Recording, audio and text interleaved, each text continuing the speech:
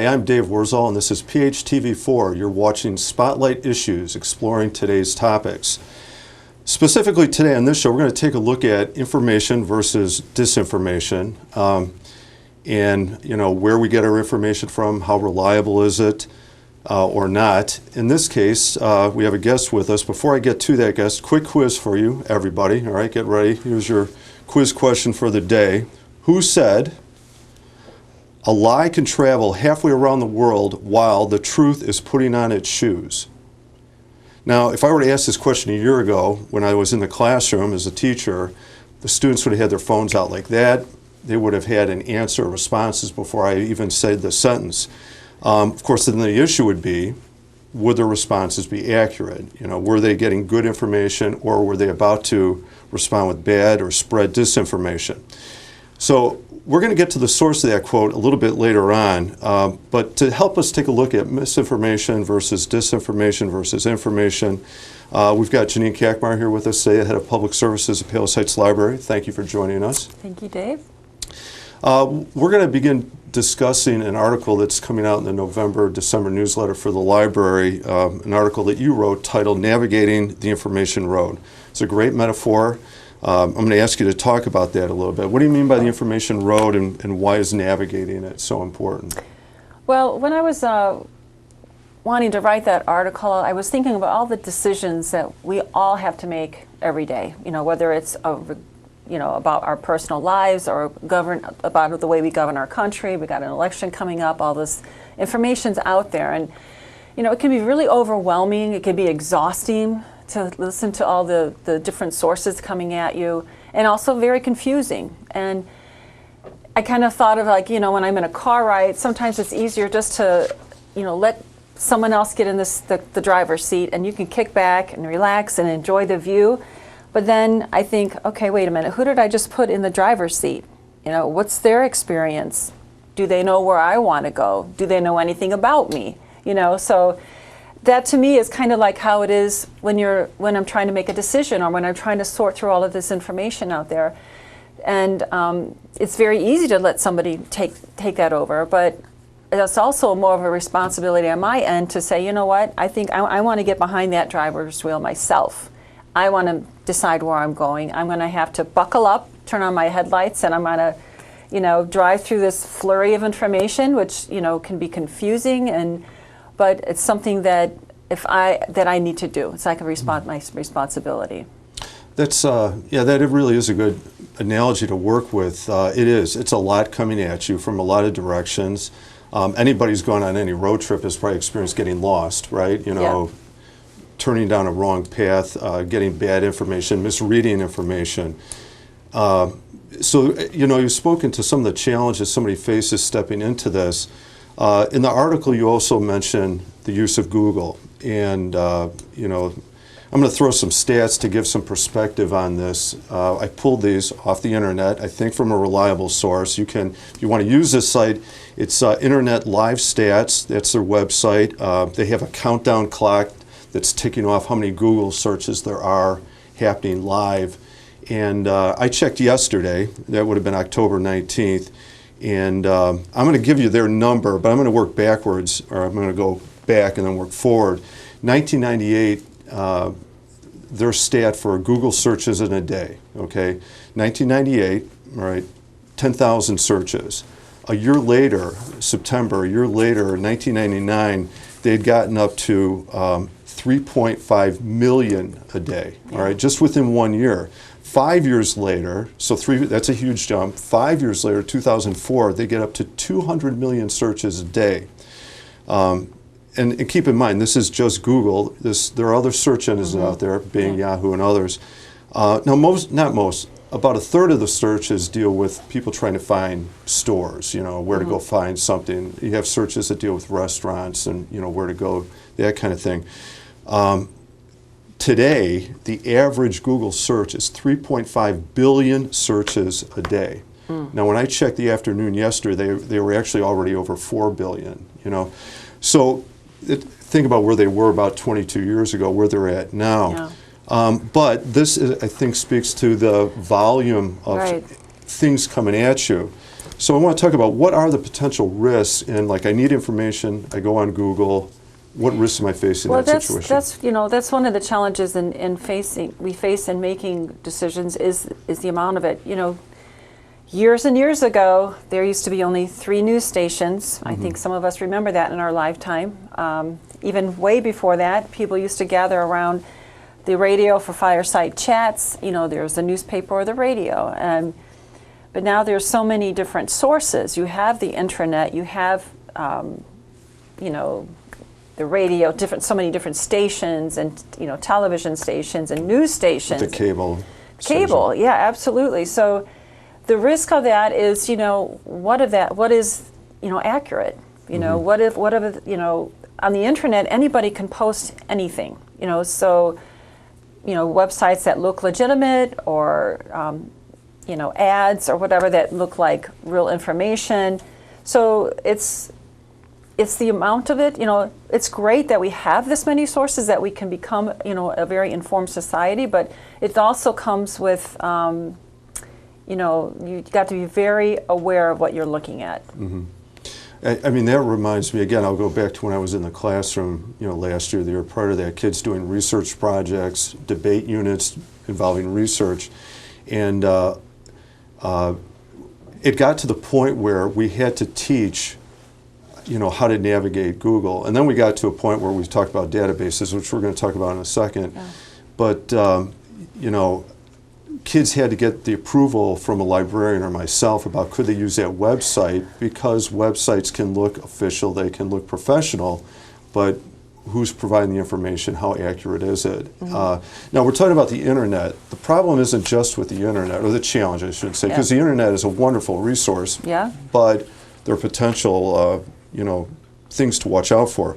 The other area that we bump into potential problems is with social media platforms.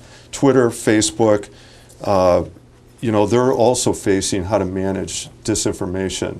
I mean, I just read this the other day on the paper. They're talking about what Facebook is doing. Going back to 2016, several Facebook officials were brought in before Congress, and they had to talk about what are they doing about managing disinformation. So let's talk about that a little bit. What are some of the problems that come up with disinformation through social media? Well, a lot of the retweeting or sharing information that's not been verified to begin with. A lot of it is full of emotion and opinion. So what of that is verifiable? Again, it goes back to what is accurate, right? Or what is just plain out disinformation. I know we all have that uncle or aunt maybe at your holiday parties that likes to spread the latest conspiracy theories. So how do you fact check your Uncle Bob or whoever that might be? So, and that is a challenge, because some of the things they're tweeting or posting are good or are accurate, but then within that there's the potential that, well, wait a minute, where did this theory come from, or where did that news come from, or is that verifiable? There's a lot of emotion out there, a lot of opinions, a lot of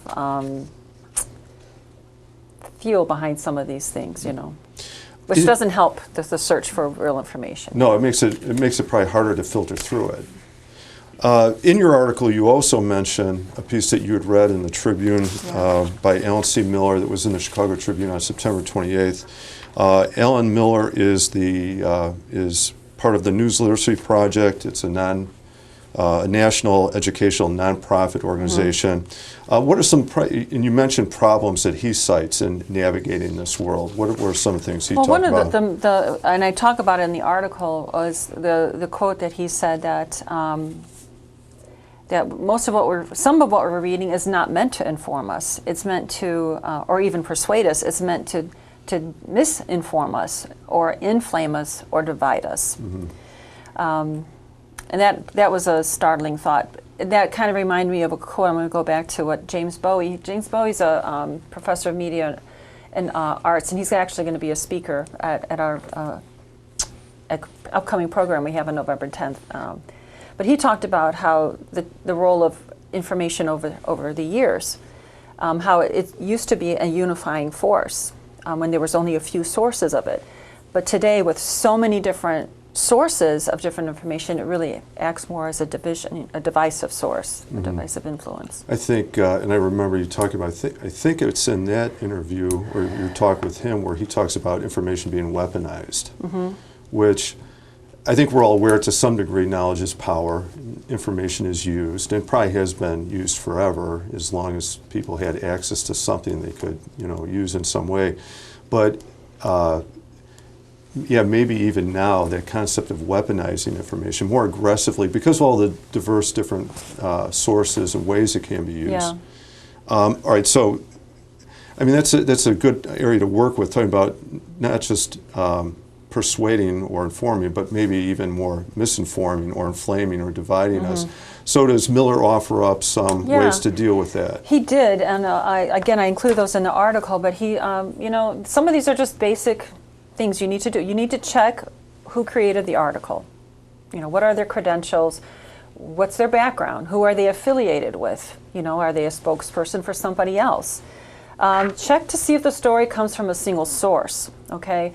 Or if it's widely reported. And you can do that by checking different newspapers. The library is a great resource, newspaper source that we have access to newspapers all over the country and the world. I can pull up Tokyo Times, today's edition of Boston Globe, and you look at different areas to see, what are they saying about this topic.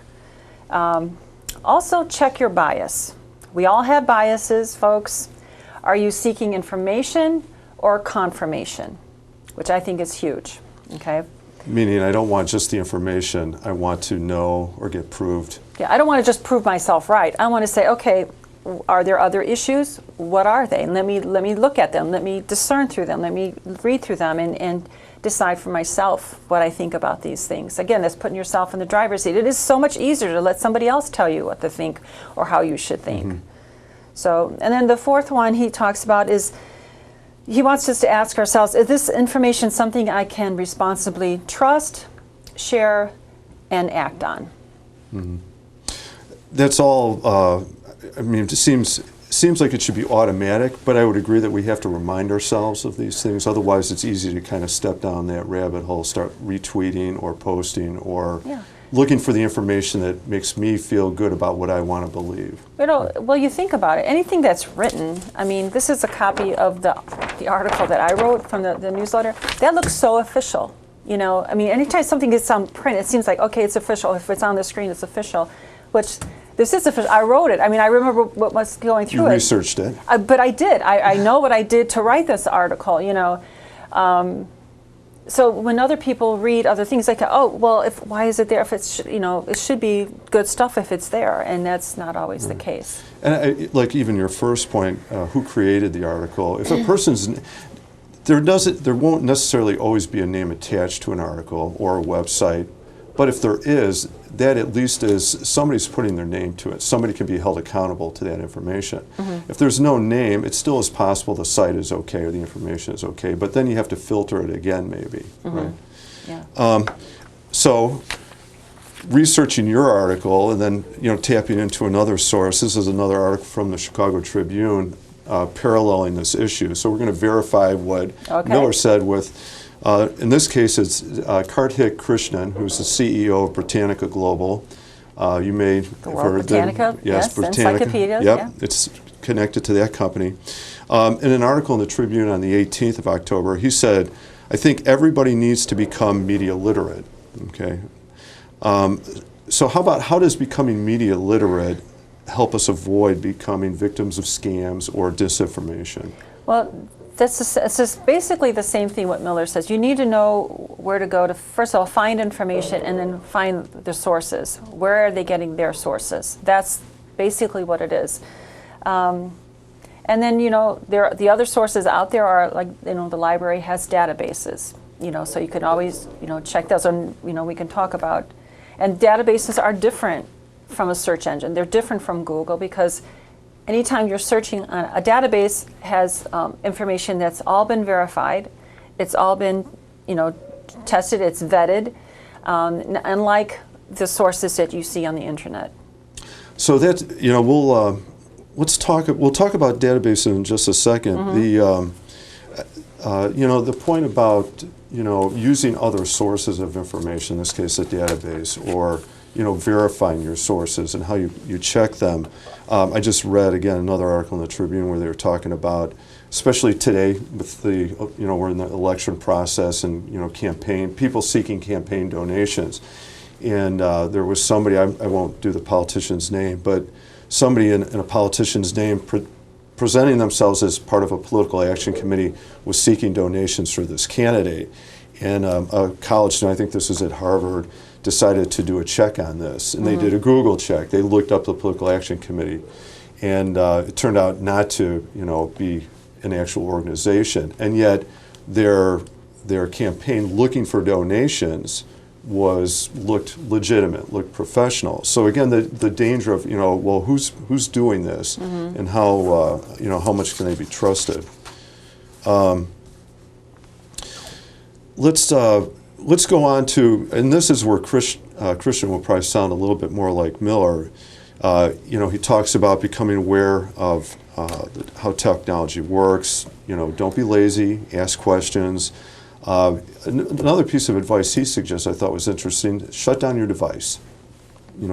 Turn off the news. Turn off the news. Do your own critical thinking. What do you think of the information that you read? Turn off the TV, I should say, or the radio, or the computer, or the tablet.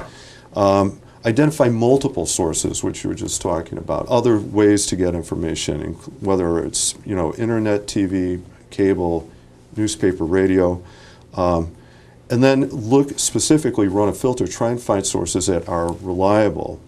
And then finally, and I know Miller talks about this also, how about let's have an active role in not posting or spreading disinformation, whether you retweet it or post it or pass it along some way. Yeah. So in what ways can the library help with that? Well, two things when you were talking. I can just feel like the inner student in all of us rolling our eyes like, oh my God, this sounds like such homework, like, oh, I have to I thought I was done with school. I don't want to have to think and read stuff, but it's like the same, and I'm going to go back to the analogy of, who you have in the driver's seat. It's like, do you want someone else driving you and telling you where to go, or do you want to be in there and knowing where you want to go based on what your values are and that kind of thing?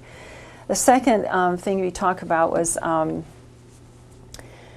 you talk about being critical thinking and turning off the devices, and sometimes just detaching from all the noise out there can be very helpful. But and to answer your question, how can the library help in regards to that? Is we'll talk about the databases again. I know database sounds like such a empty word, and it's really they're online sources that you can go to do your research. Okay.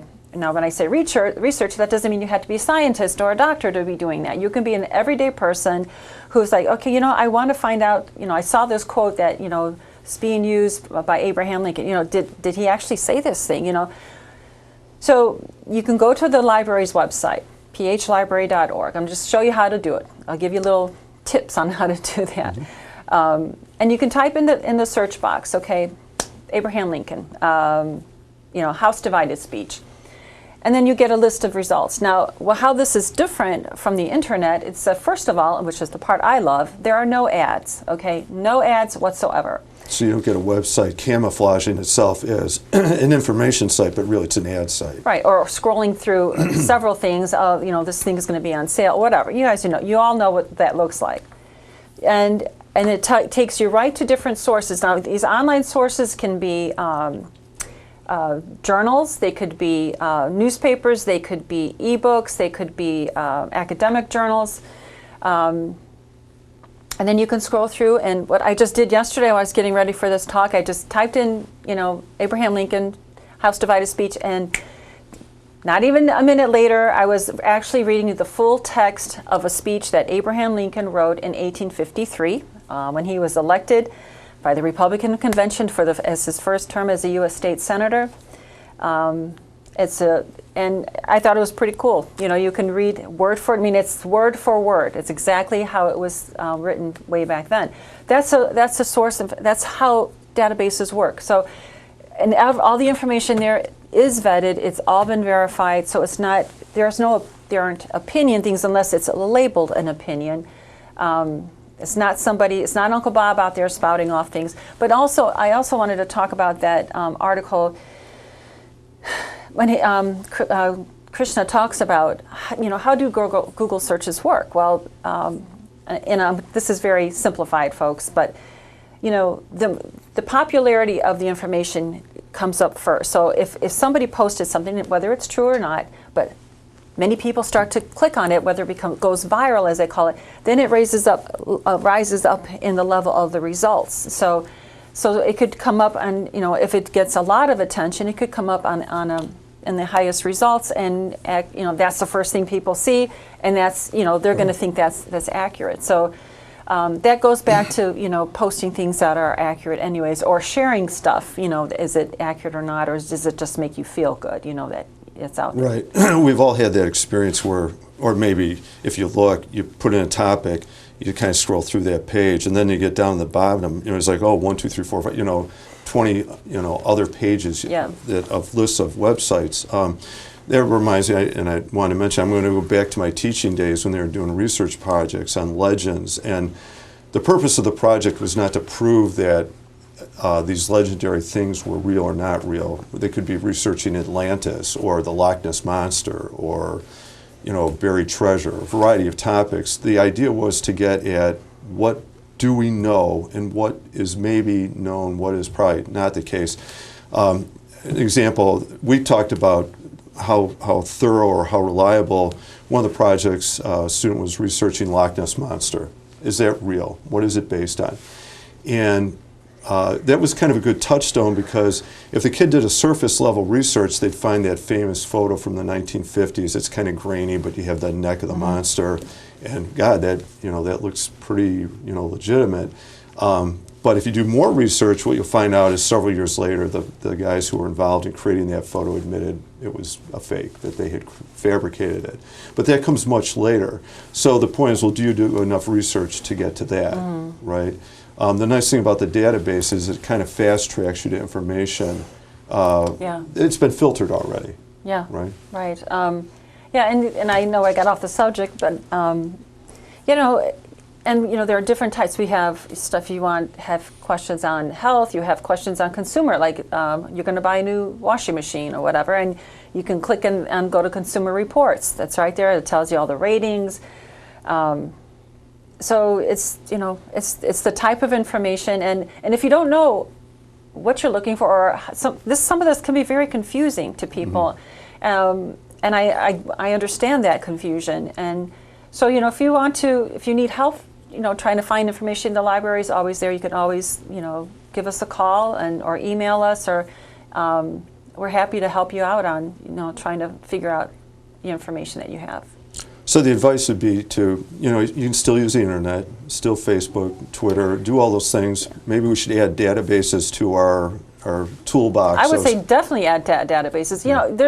I don't want to, the internet can be a wonderful thing. There's no doubt about it. But you have to approach it with the mind that you need to be responsible, and what you have to go a little bit of an extra mile. If you want to get if you're concerned about the kind of information you're getting, then you're going to have to do a bit of work. Right. And you all have it in you. You're still alive and kicking, and your brain is still working. You can all do this. And again, if you need help, then you come to we're happy to help you out, guide you along in the library. And this will help us get to back to the original point then. Navigating the information road. This will help us get to good information as compared to potential misinformation or getting lost. Getting lost. Yeah. All right. So how about who said a lie can travel halfway around the world while the truth is putting on its shoes? Well, this quote is often attributed to Mark Twain. Okay, but according to a New York Times article I found, and then I decided to cross-check them with a website, Quote Investigator. There is no substantiated evidence that Mark Twain ever said that. It's not in his writing, okay, even though he is credited with the line, and then once he was credited with it, it kind of took a life of its own. However, if you were to, research it even more, what you'd find out, there are several people who have said this line or variations of this line. Well, then who's the original source? And that gets a little bit tricky. You can go way back on this, and more recent history, still going back a couple hundred, 200-300 years plus. British poet Alexander Pope used a variation on this line. Jonathan Swift. So that's way before Mark Twain's Yeah, time. way before. Jonathan Swift of Gulliver's Travel fame also Yeah. wrote this line. So maybe I'm not done researching this topic either. Maybe I should check a database and you know, is there a primary or original source to it? So I need to do some better research. That's funny. I know just one thing. It just reminded me of like when I was writing the history book on Palos Park. It's so funny how when you start to go through all the historical files, you get so many different stories of how, let's just say, for instance, how did Palos Park get its name? And it's like, so there are like 5 different answers to that question. And it's sort of like, okay, so now you have to like, okay, where did this one come from and where did this one come from? And then you had to go, you know, it's just funny how different things come along. And you can tell that some of them were somebody had told somebody's grandmother who told somebody else's cousin, and that cousin told her that, and that's how that, you know, just kind of how information goes sometimes, you know. And it may be good, but we don't know Yeah. if it's accurate, and we have to, you know, check the other sources. And Exactly. that's a great, very local example Yeah. too. Well, Ms. Kakmar, thank you for joining us today. Thanks for having me. Thank you for helping to prepare us to navigate the information road. I'm Dave Wurzall. Thank you for watching Spotlight Issues: Information versus Misinformation.